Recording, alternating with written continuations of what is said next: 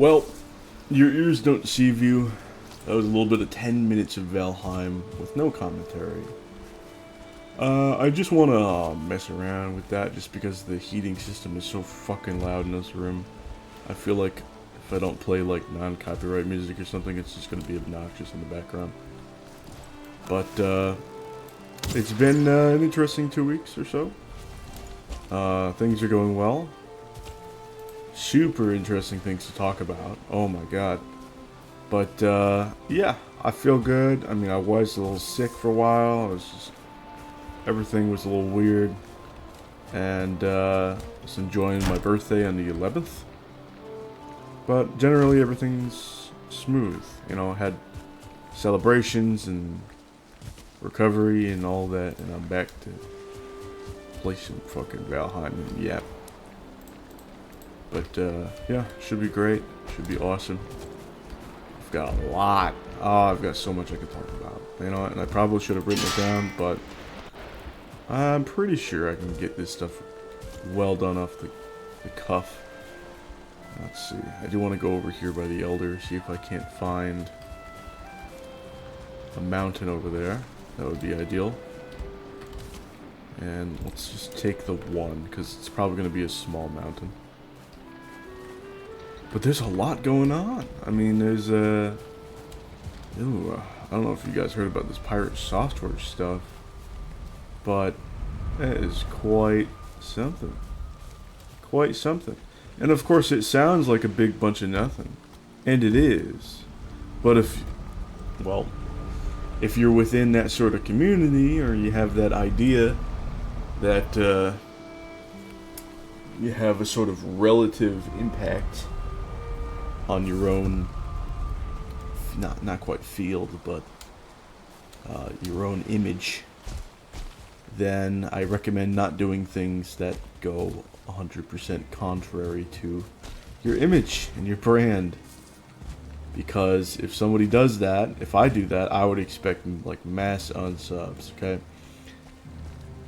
Considering how I try to create a good environment for mechanical analysis, uplifting foundational game criticism, not just constructive criticism. You know, people just be metaphorically constructing bricks here and there, and it doesn't mean anything because there's no concrete dev vision. How many times have you seen people levy some sort of constructive criticism towards a game, even Valheim maybe, and then you look at like a modded solution, quote-unquote solution, and it's just garbage, right? Just total garbage. They have no dev principles or fundamentals. It's just really bad. Like, they see a problem and, oh, let's fix it in the Jotunbane style. All substance, or no, all flashiness, no substance. Just terrible, terrible. Here's this mountain. It looks like it's remarkably tiny.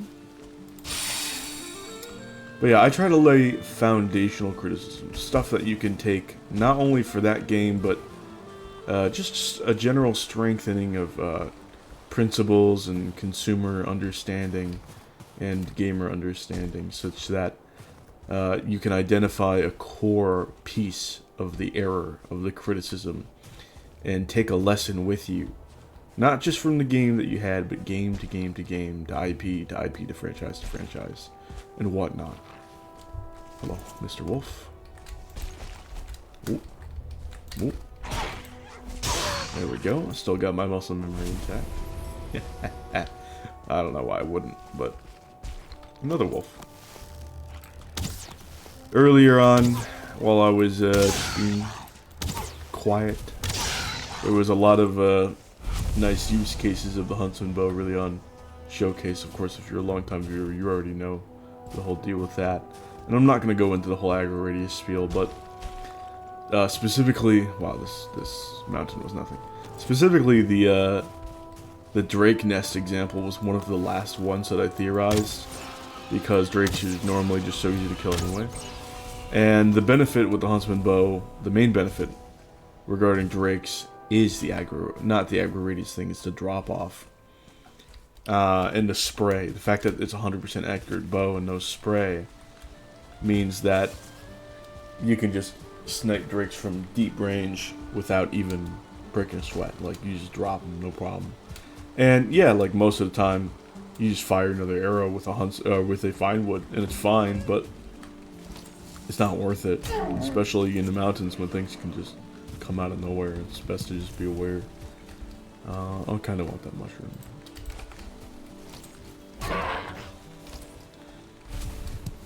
But yeah, this pirate software stuff, man. Whew. Whew. This is somebody who branded himself, okay? He's a smart guy. He's an intellectual, experienced dude. He knows about games. He's a good gamer. He's a solid game dev. And people are ripping him up now over current stuff, over past stuff that they found out that's been sort of lurking away. Ooh, Driver Village. People have been ripping him up. And I think just foundationally, there's been a lot worse in a much more relatively innocuous video that I actually covered on this channel on a members only video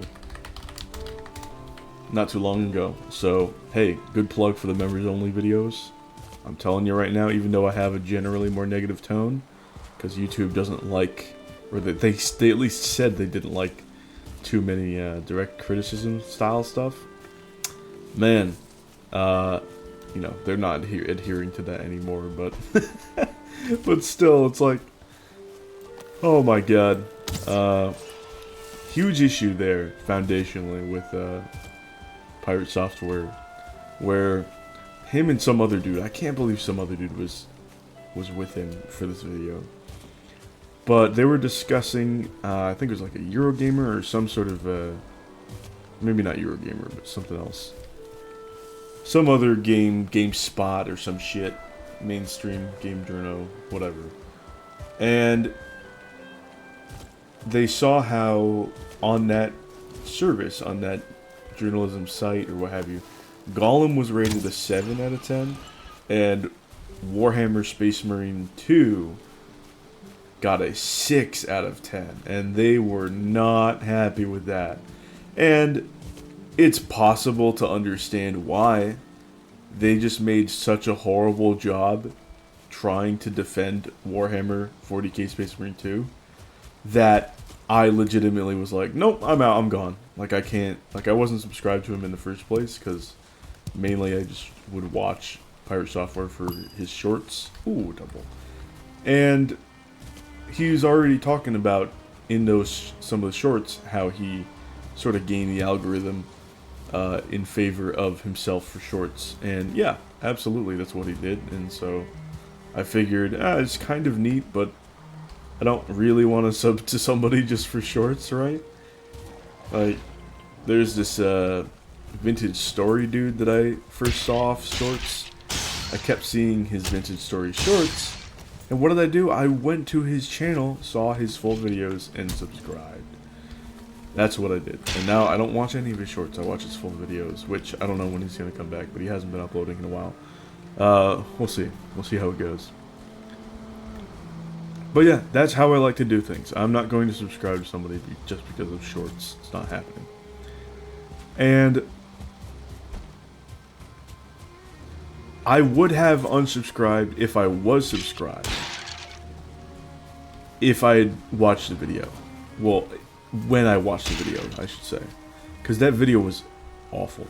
He did not give one reason, one singular reason, that any normal person would about pretty much anything they enjoy media-wise. It was the least human, most robotic sounding thing ever. And from a game developer, like, from him being a fucking indie game dev, it was absolutely ridiculous. And me, I'm working on a tabletop RPG right now.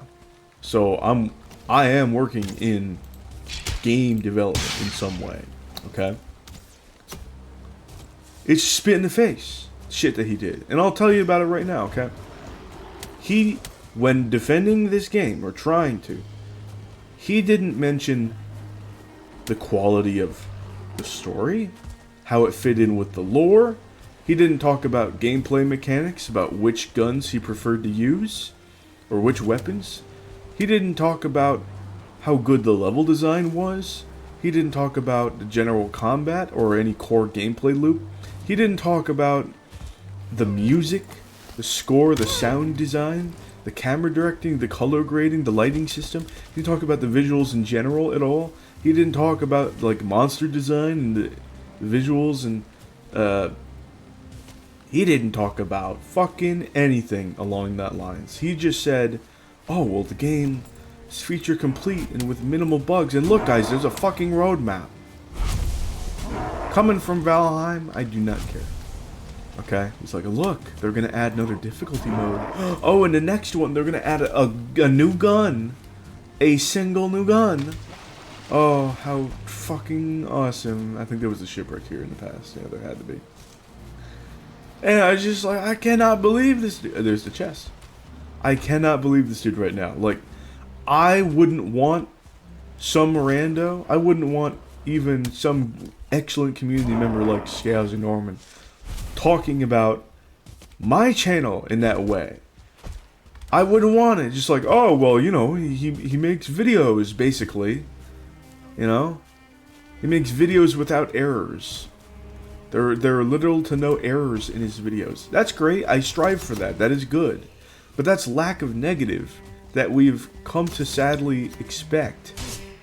Because the current ecosystem is bad in that result. YouTube guide-wise, there's a lot of clickbait. There's a lot of rushing to get guides out first that are really low quality, which is not good. But that's a problem that should be very, very easy. Should be a very low bar to clear. Alright? I don't need any fucking credits for doing that. Alright? I already know that. It's fine. What I like to hear about any sort of media is the actual positives. If I was looking to maybe get Space Marine 2, not my style of game, but if I was interested in getting Space Marine 2, or any game, talking to a friend, like a regular human fucking being, I would want to hear the positives. And the fact that 2 people in that scene went a whole 10-minute video without listing a single fucking positive about the game like a regular human fucking being is insane to me. And to that point, I just said, no. No. No. In no way. In no way will I be paying the fuck attention to this guy, seriously. Ever again. It's done. Okay, you can fuck up, but that is inhuman levels of fucking up in terms of your own sphere, okay?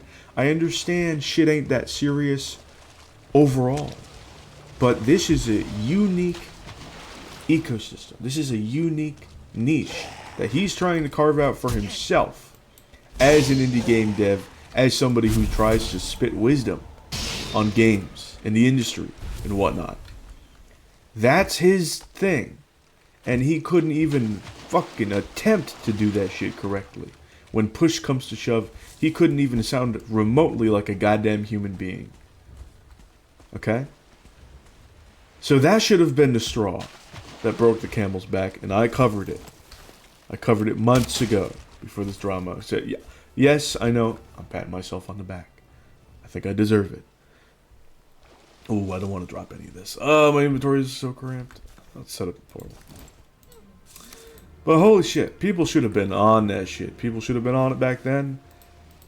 The shit that he's on about right now is not good either. It's not as bad as that. Principally, it ain't. But it's still bad, you know? He's still trying to be like the giga smart gamer, good insider guy, and it's just not working out. Because it turns out he's really shit at certain video games that he claimed he was very good at. He was talking a huge game about World of Warcraft Hardcore, talking about how mages, we save parties, that's what we do. What does he do when his guildmates, his streamer, less audience, more niche streamer friends, or acquaintances at least, guildmates? What does he do when, yes, they fuck up? Sure. But ultimately, he can save them. The ultimate, as in final responsibility. that can save their level 60, so max level hardcore characters, from streamers who are in a few weeks going to be doing hardcore raids, which is the content that everybody wants to watch, which is stuff that's going to help their channel, help their algorithms, boost them in the future for their potential dream jobs doing this online.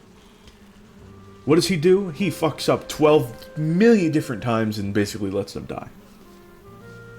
Their characters are gone. They're not going to be a part of the hardcore raids. And as such, their streaming, they could have had a big break in their streaming. And it's just, you know, it's not going to happen. Wait, what? Does this always happen with candles? It's flat. It melted. Oh, let's not sit on that. Yo, what the hell? Oh, it happened to this one too. I kind of like that. I kind of like that look. Can I salvage these in some way? No? That's very cool though. Oh, that's so nice. I'm going to keep that there just because other things are glowing. That's kind of neat. Yeah, nice little splat candles. Alright. Let's go put some of this wood away, I suppose. I'll craft some more wood arrows. So yeah, he had a robe off cooldown which could have given him more mana. He didn't use it. He had a mana gem.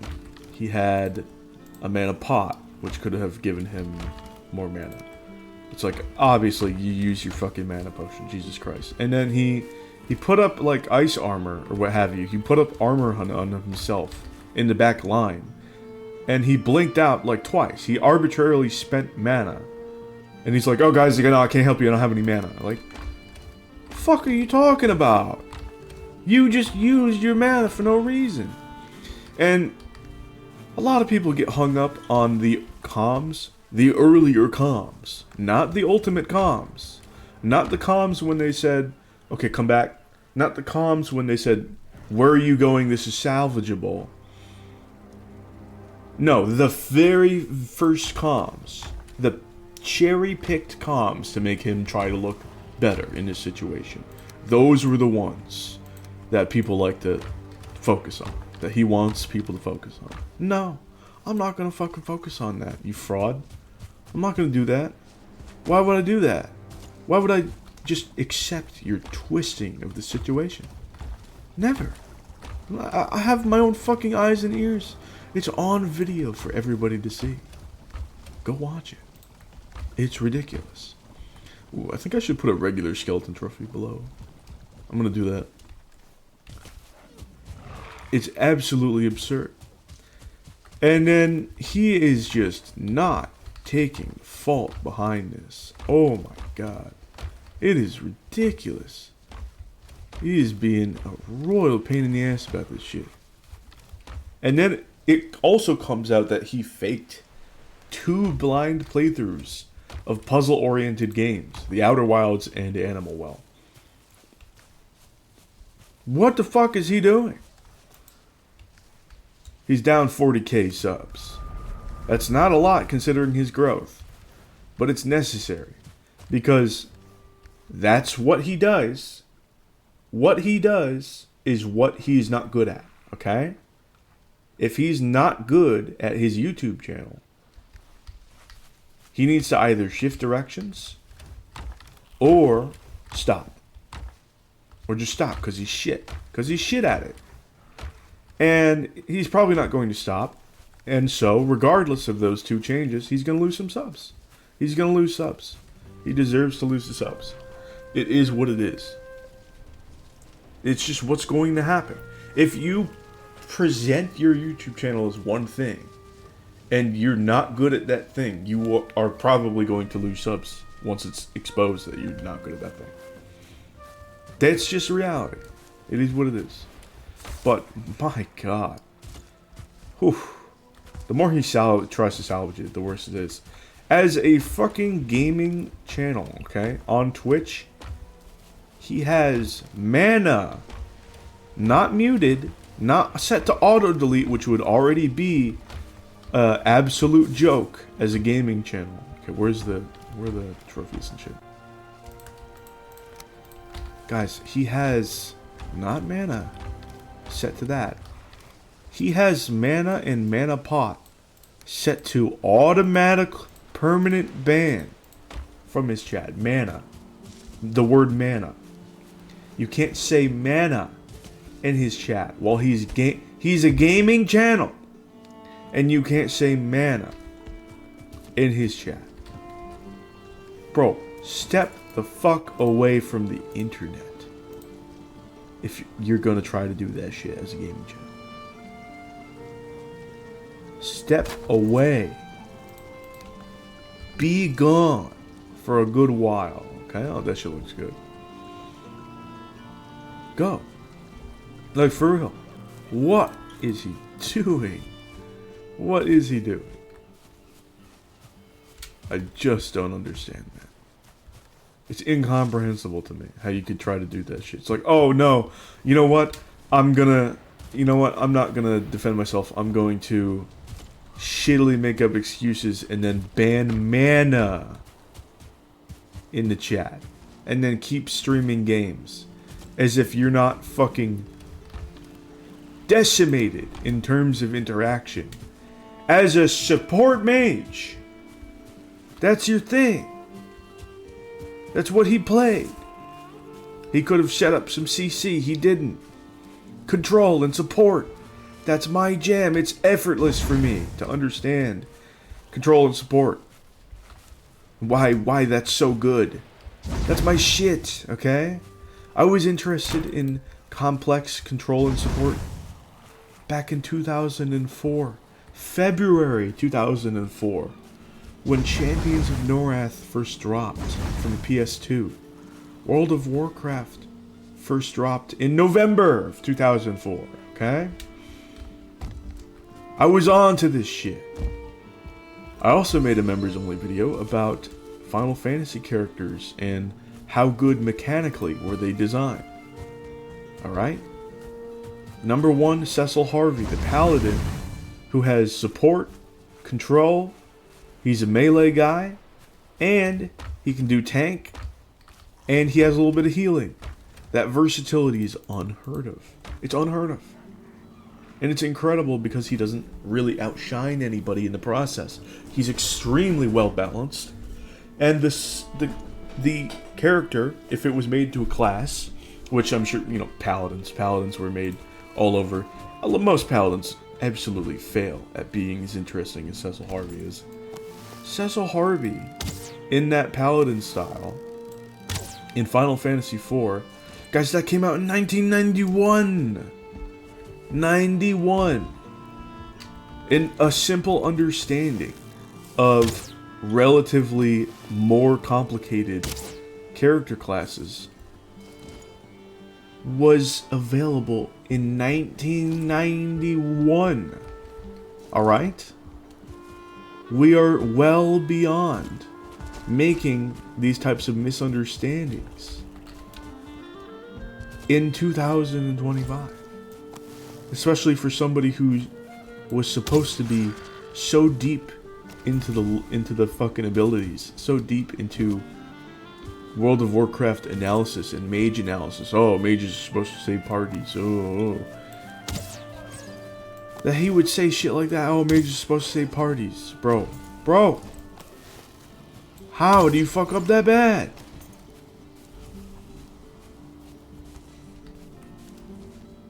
Like, it's already so shocking that he would fuck up that bad. But to have the rampage of lack of accountability, so much so that you ban mana, the word mana from the chat. What the fuck is wrong with that guy? What's wrong with that guy? Something wrong with that dude. Something seriously wrong with that dude. Anyway. I'm not going to mention the furry stuff, the ferret furry shit that he's gone into. Oops, looks like I mentioned it. Oh well. You can fucking look that shit up on your own if you want to. I don't care. I don't care. That's like the least of his... That's the least of any concern at the moment. Holy shit. Quite simple. Yes. Is this affecting the grander scope of our life and our entertainment? No. Does this have direct effect on people's lives that were in this scenario? Yes, it does actually. It does. It actually does. And quite simply, it ain't hard just to say fuck that guy. He probably shouldn't have an audience for a number of reasons. And people should step away from him. Fuck that dude. Goodbye. Fuck that. Alright. I want to go to the swamp and check for more Sterling trophies. I'm really digging. Ooh, maybe I should put up a Mosquito trophy. I have 2 Wraith trophies. What am I doing with these? What am I doing with...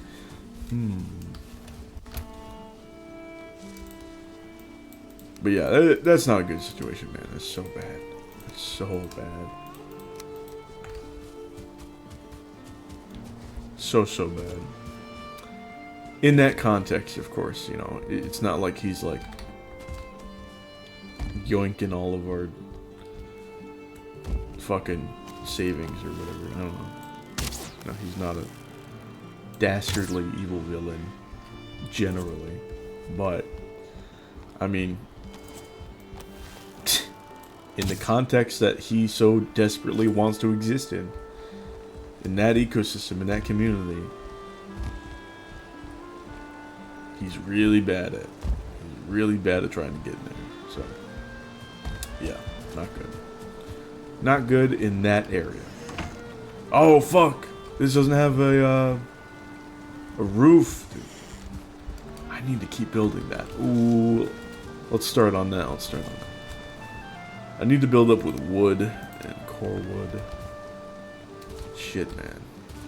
I need to get up there. I need to put some sort of roof on there. Oh, tar, darkwood. Okay, I could do that. Let's set up a Wraith trophy here.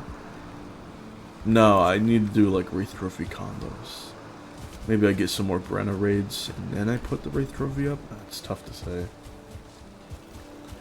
I should go do some tar pits though. That would be ideal. Even just for the surrounding tar. Let's put this wood away for now as well. I'm super low on core wood. Oh no. Let me drink some water real quick. I've been yapping.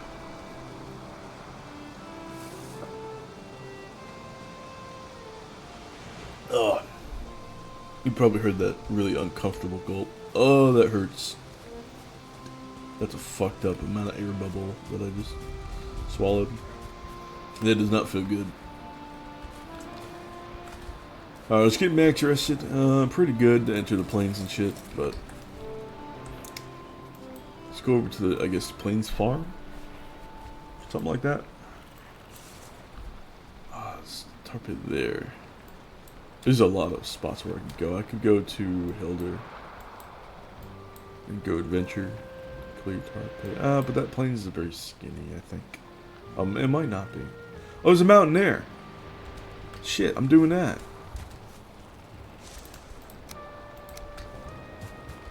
Okay. Let's see. Wait, where is this blank portal now? Up north? I need to bring it back wherever to Hilder and explore. Oh, it's at the swamp here. Okay, what is this close to? Elder. Let's go back to Elder. There's a good loop around. But yeah, it's just you don't focus on people who are going to be kind of scum or very scum at shit that they deliberately want to be good at. Because there's going to be shit that comes up that they're not exactly that keen about doing, that they're going to screw people over even worse, generally, okay? Just don't do it. Okay, there's people that levy criticism, right? There are people that levy criticism like in commentary channels. And if those people try to go on some sort of anti-criticism tirade, it's like, bro, that's what you do. Like, step away from that person. Just like, goodbye. And that's happened before. I've seen people do this. I've seen commentary, really huge commentary channels, really well-respected commentary channels do this. I've seen 2 major ones, and I step away. I'm like, all right, you don't have the fundamental principle required for me to give a shit about your channel at all. It is what it is. I'm gone. Alright, Hilder is here. Let's go. Another thing I gotta yap about is a little bit more of the psychology on damage numbers. I know I haven't done much of that, and it might seem a little boring, but you ever wonder why Final Fantasy took off, like, everywhere back in the day, and Dragon Quest didn't? I think part of that is to do with damage number psychology. The depth of the feeling of progression that you can get via damage numbers that are supported by, well, mechanics and fundamental understanding of them, or deeper understanding of them, that you just don't get. Like, you don't get in that type of game from a game with a more constrained damage number minimum to maximum range. Dragon Quest usually had a damage number range of 0 to 999, and Final Fantasy had a damage number range of 0 to 9,999.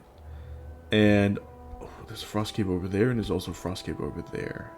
That's interesting. This is also a really good mountain for silver, Frost Caves, golems, and potentially onions. Okay, he broke the chest. No, he didn't.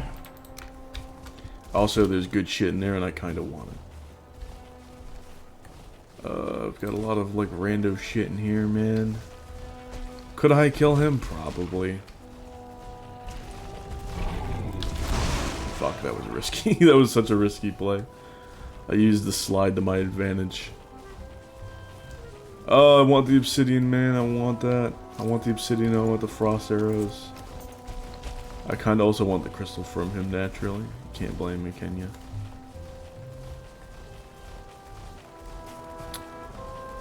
So tricky.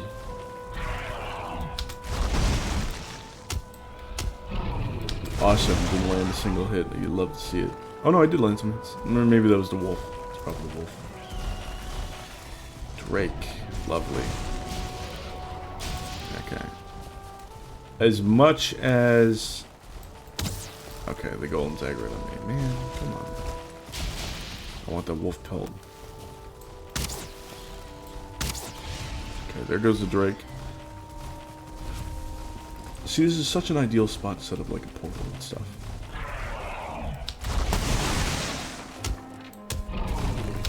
This is gonna take forever. I don't know if I want to do that. Maybe we should move on. Come back.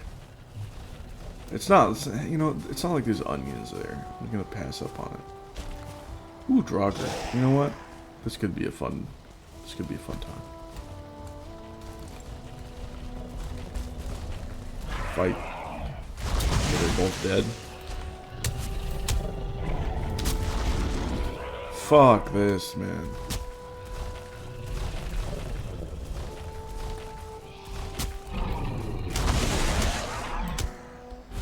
Oh. That's not terrible. And there's another Draugr. We love to see that. Sir! Useless. Useless. Missing the forest for the trees. And there's another Drake. Awesome.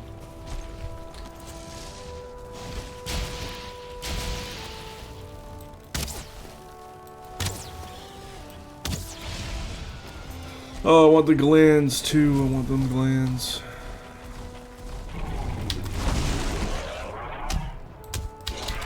Wolf. Swear to... Okay. The wolf probably... Oh no, he didn't die. Awesome. Those are some hits. 3 hits. Nice. Woo! No fucking shot! Shut the fuck up.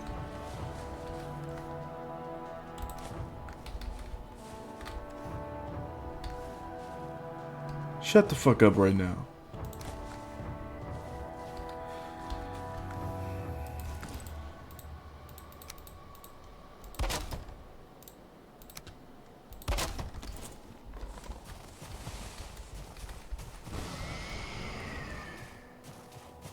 Well, guys, it was worth the trouble.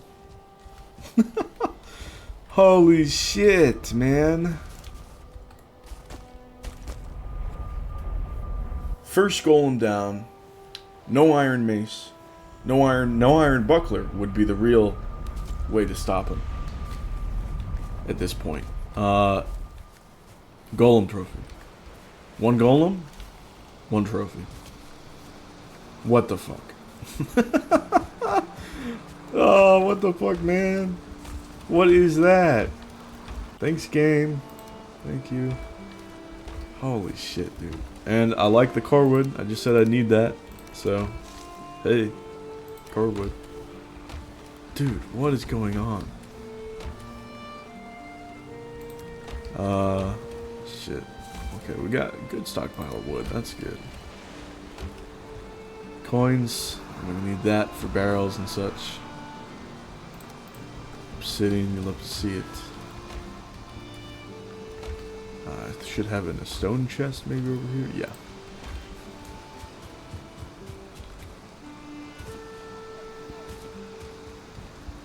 Okay. Let's put this in here. While I still have the frost active, or frost res, let's grab those goods. Holy shit, man. Alright, game. Thanks. But yeah, there's a lot. If you just have more numbers to access, then you have more progression that you're able to display. So, another digit goes a long way in showcasing modifiers. And it's especially also satisfying when you sometimes get a break damage limit in Final Fantasy.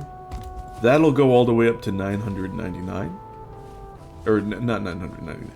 99,999. Whereas the break damage limit in Dragon Quest will just go up to 999. Now, as a kid, you just want bigger numbers, period. So a lot of the kids were just like, you know what? These are both big names, but I'm gonna go Final Fantasy bigger numbers. Now, of course, it was also just a more well-known brand in the West, more well-known IP. So they're like, oh yeah, okay, let's do that. Dragon Quest being very formulaic benefited the Japanese audience. It's a Japanese game, Japanese audience. They loved Dragon Quest. Like, whoa, it was unreal how popular that was.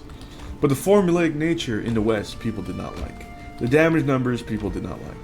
Just either consciously or not, people don't like. Let me tell you when low damage numbers are good. Low damage numbers are good when you have to fight to get any damage numbers at all. You have to pass some sort of attack roll, let's say in the tabletop, D&D, any sort of CRPG based off of that, say Baldur's Gate or Shalasa or anything like that. When that's the case, low damage is better than no damage. And good damage is afforded mentally, subconsciously, to be lower than normally. If you're playing a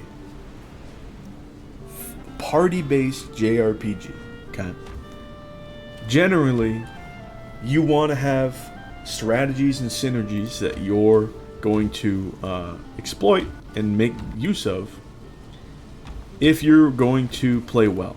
So you want there to be secrets and mechanics that you can figure out, whether they be difficult or otherwise, so that you can excel. And usually they're going to be a stack of modifiers, such that once you get those modifiers stacked up, you're probably going to want your damage to be boosted quite a bit, maybe by even a digit, in fact.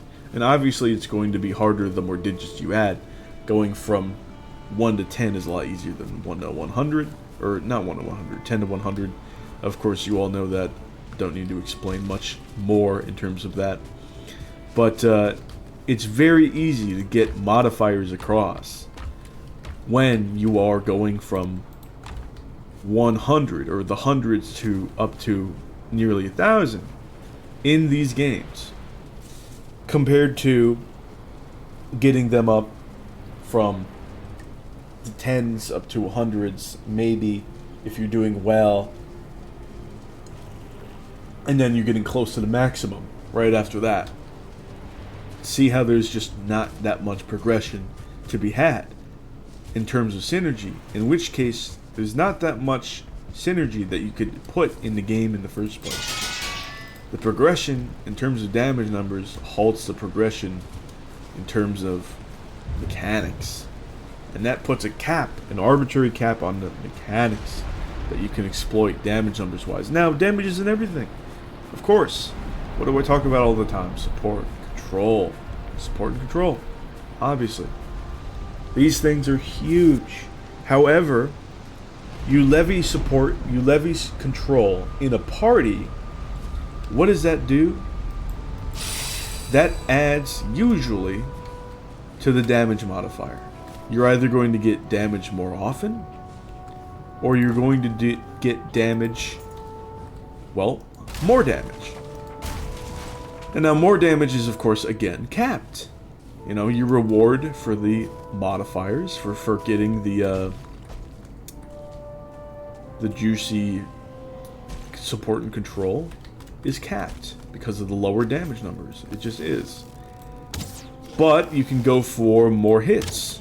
More hits, more damage. And you get more instances of that. Well, if you got support and control, you're going to get more hits anyway. And so you just have... Oh my god, it's a motor mountain! You just have an arbitrary amount of damage cap. And so players that figure this shit out are going to get less satisfied for a number of reasons. Also, if you're going for the more hits nature of things, it's just going to be more satisfying to a lot of people to get more hits as a reward and get more damage on it as a reward if you're playing some sort of an action game. Or if you're playing a hybrid, which is... Yo, what the fuck is up with the luck today? If you're playing a hybrid type of game, like, say, a JRPG with ATB. Again, that's something that Dragon Quest does not have. But, onions? Yes! This mountain, yo, this mountain! But yeah, Dragon Quest doesn't have that. However, Final Fantasy does. Again, it's just... And I talked so much about ATB in episode 1 of the Bronze Age Baron, but there is just so much more innate design benefits to the way Final Fantasy does things than Dragon Quest. Dragon Quest has its formula, it has its audience, sure. Final Fantasy, because it's, well, it used to be better designed on the whole,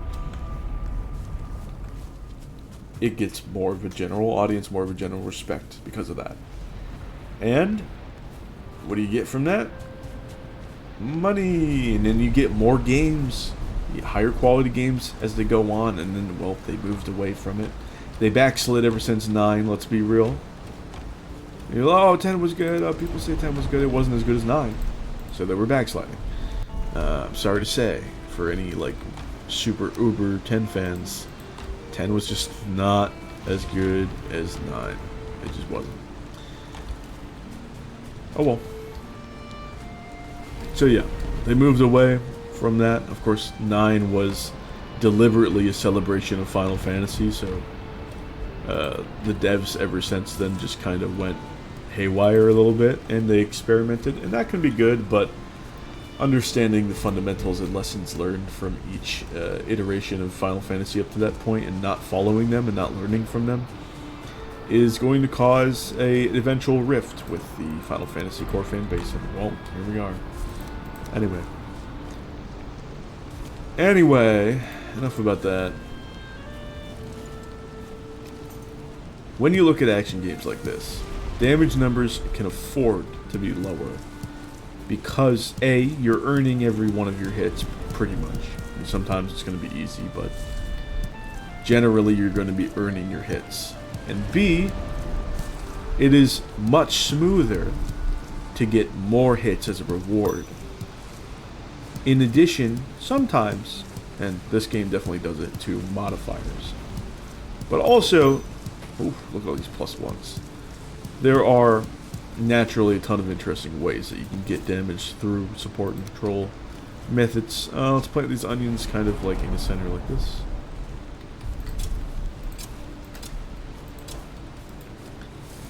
We'll go for some carrots. I don't know, I guess like 15, maybe 10. 10, right?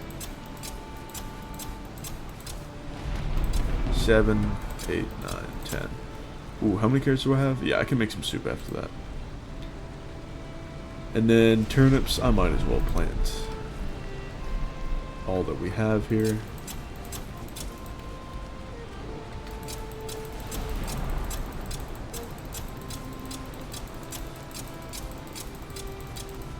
So yeah, there are still SU elements in play in these action games. It just is going to feel much more rewarding to get damage coming from low numbers up to high, coming from 1 digit up to 3. Not necessarily uber damage numbers, because we're earning our damage and we're really feeling the modifiers in this case. We're really feeling the added hits in this case. But if you're just playing pure turn-based and you're getting more hits, you can feel it, but subconsciously it might not be as impressive. Generally. And so yeah, I think that's the way to go. I think if you're going to make a turn-based party video game, like a JRPG style, well, A, it should have ATB, and B, you should go higher damage numbers rather than lower as your ceiling. It's just much more room, much less constraints on mechanics going forward for actually rewarding your players and showing progression in terms of mechanical knowledge and understanding and execution. Anyway, let's make some soup.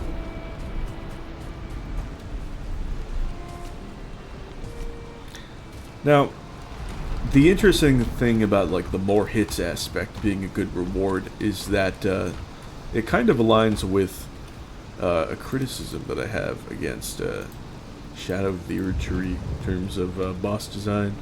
Long combo chains is much maligned. Oh, I can still use this. What the hell? It's very maligned within a lot of forums and things. Like Shadow of the Erdtree on Steam just dipped back into mixed at 69 recent reviews. I can't help but totally understand why they feel that way. It has a bunch of strange issues.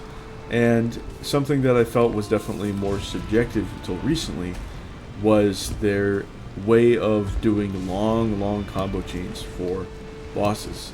A lot of them have long combo chains, and I think personally it betrays their own design in terms of what a super boss is able to do. In terms of Melania, obviously she is the main super boss. She's still the iconic one. Yes, Mesmer's cool. He is nowhere near the level of iconic as Melania is, and probably will never be. Oh, yes, Brenna, yes! Oh, I was just talking about your raids. Yo, how lucky am I getting this? I'm getting like that dream luck. What the fuck? Give me an RR trophy, please, for love of God. That would be so fun.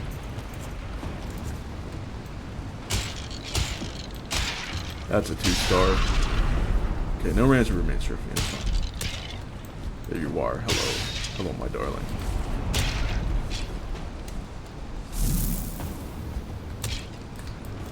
Oh, I accidentally spaced the hell out of her. What the fuck?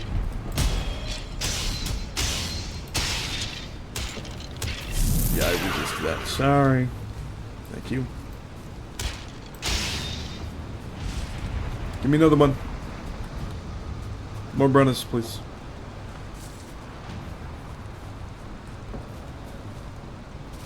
I gotta take a good vantage look because we're kind of perfectly in that radius, you know?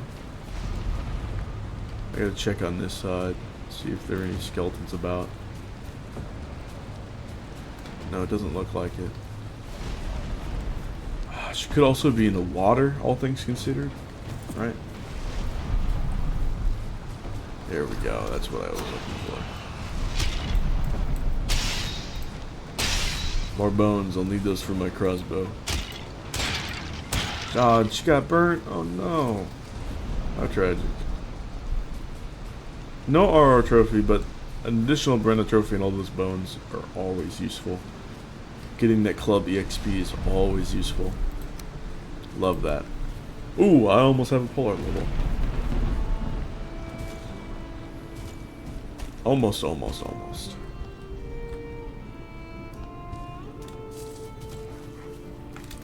Let's set this new Brenna trophy up, and I also want to set up that stone golem trophy. Fucking stone golem trophy. Imagine that. Oh god. Oh, I'm so lucky this time. But yeah, Shadow of the Erdtree will do a lot of seemingly long combo chains on their bosses, but they're ordinary attacks, just in a chain. They don't have the presentation of a waterfowl. They're not as deadly as waterfowl, but there's still attacks coming your way that you have to dodge in sequence, similar to the sequence that you would dodge a waterfowl. Not in terms of the specific way of dodging, but the specific amount of dodging and positioning. And I think they should really go for certain combos that I like to call ill combos. There's a long naming scheme that I'll get to about that, but the important thing is that there are quite a bit of moves, whether it be certain jump attacks or certain crouching attacks or strafing attacks like horizontal movement, or something like that's a really good approach option, or something with good knockdown that could be a combo starter.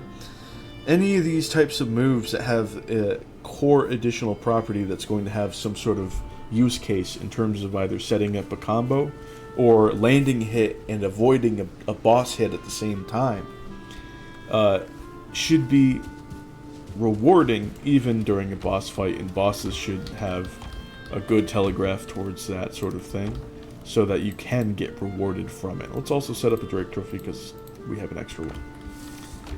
I think that Shadow of the Erdtree doesn't do that nearly as much as it should. I think that would really be a good addition in terms of boss design, because if you're going to have your long combo chains and have them be presented as ordinary and not as fancy like waterfowl is, then the execution shouldn't be similar to waterfowl, otherwise it'll bore out players. Players will just get bored.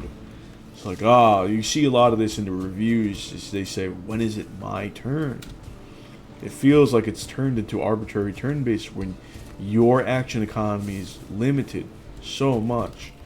And even when you look at bosses in the past for Souls-like DLCs, you still have quite a bit of opportunity to go ham.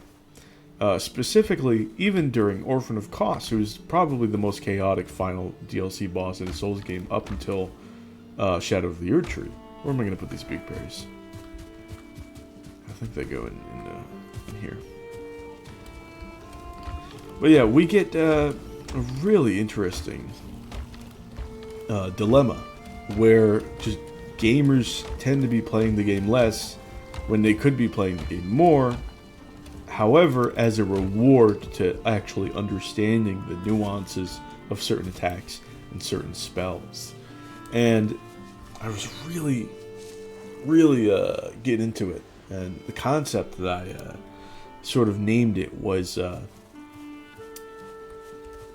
counter and dodge combos or something like that. And the shorthand was CDC, and I was like, oh, disease.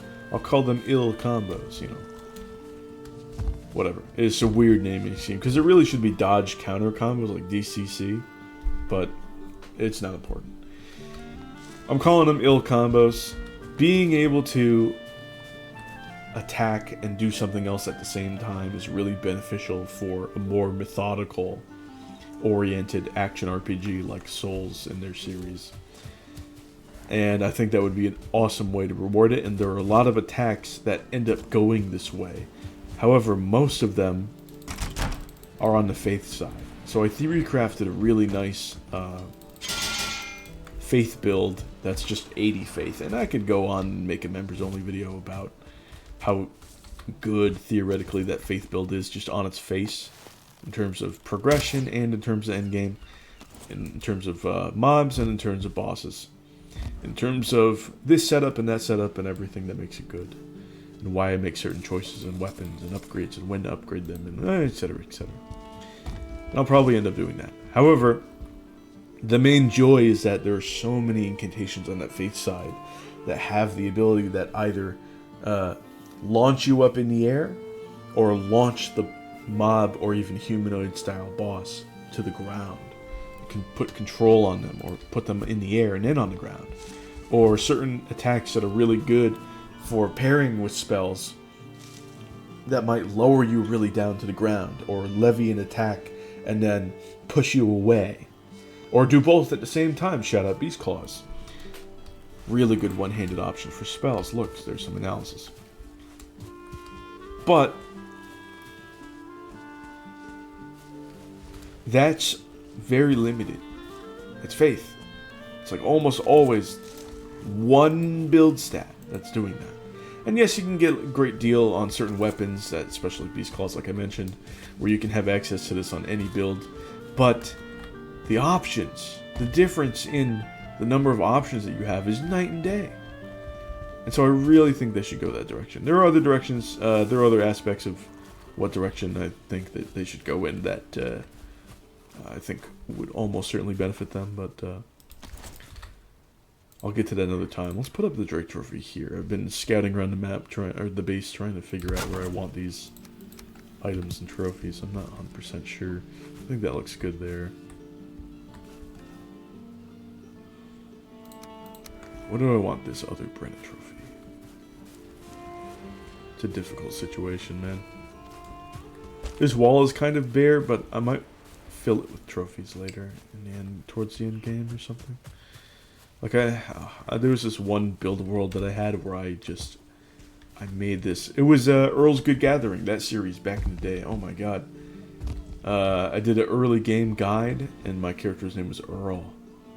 And Earl's Good Gatherings was just me building and decorating later on in the biomes. And god, I made with skeleton trophies, greater trophies, and Draugr trophies, like ring lights. Green, blue, yellow, all the way around this one building, and it was beautiful. Now it's instance crushing, but it is gorgeous, man. A little bit higher. A little bit lower. Shit. Whoa. Weird. There we go. Love that sound effect. It's difficult where to put this thing. Locke's trophy is so good there, but I have such good trophies in here. Maybe sometime upstairs I'll put like a... Ooh. This could be a this should be a Brenna trophy. Much better. Maybe I put the Stone Golem trophy in the brewing area. I should really get on that. Now that I have onions, next episode is all going to be about building. So much building to be had. Maybe I should put... Oh man, but there's so much stuff here. So much stuff already here. Ah, no, right here.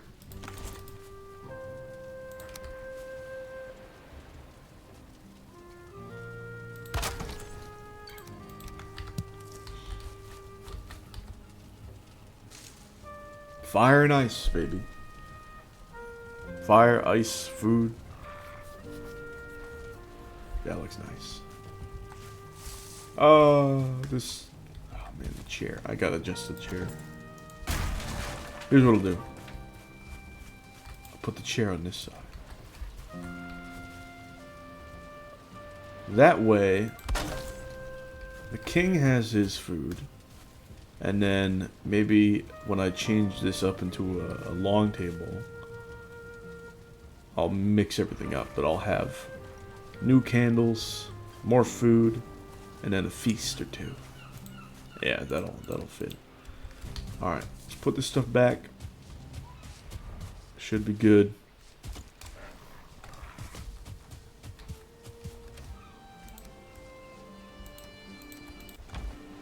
Feels good to be back. Oh my god, let's speed up that onion production. And I should probably farm also in the plains later. Oh man. Drink more water. Gotta drink the water. Mmm. Very nice.